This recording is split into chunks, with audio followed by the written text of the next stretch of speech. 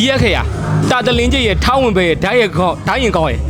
သုံးလုံးလေးမှန်အောင်ရေးနိုင်လို့ရှိရင်တော့တစ်ခွက် free ပေးမယ်မှန်အောင်ရေးနိုင်လို့ရှိရင်တစ်ခွက်ဟာမရေးနိုင်ဘူးမရေးနိုင်ဘူး မရေးဘူးမမေ့ကြည့်တော့မြန်မာသားလားငါသင်ချာဟုတ်ဒီမှာ ကိုโอเค နည်းနည်းကဲနော် လည်းကက်တယ်နော် အဲထိုင်ဘယ်လဲရင်ရေးလိုက်မယ် โอเค ဒါတလင်းကြီး အာဟိုးကန်ဒီချက်ကြည့်လိုက်မယ်နော်ဒီချက်ကြည့်လိုက်မယ်ဆို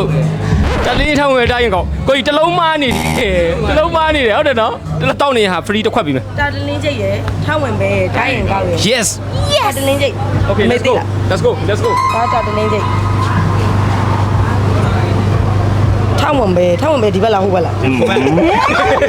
ဟိုဟဲ့လေ ဒီဘက် ဒီကွေးလိုက် မကြည့်လိုက်ထောင်းဝင်ပဲဓာတ်ရင်ကောက်ကဒီလို ဟုတ်တယ်ဒီဘက်လေ အရန် ဒီဘက်6ပြန်ထိုးအောင်ဟုတ် တေးကြပြကိုကြီးတိုင် ဒီလို တော့ ဟို တေး ဘက် ကြ ဒီဘက်ဒီလိုတိတ်ကြပြီသမီးတိတ်ကြပြီ အဲဒီဘက်ထိုးအောင်ပါတို့6ကန်တာနော် မကုန်မယ် ကွန်ဖန် မကုန်မယ် okay ချက်ကြည့်လိုက်မယ်မှန်တယ်မှန်တယ်ဝိုးမှန်တယ် okay okay ညီလေးတို့ okay ဒီမိုင်းနဲ့ကိုကြီးနဲ့ကိုတစ်ခွက် free နော် okay နော်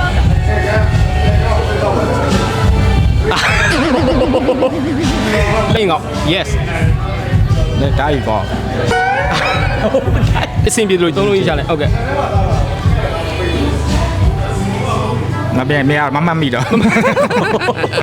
တလုံးမဲโอเคကျေးဇူးတင်ပါတယ်ကိုကြီးကျေးဇူးတင်ပါတယ်ကိုကြီးကျေးဇူးပါโอเคပါကျေးဇူးပါနော်ကိုနော်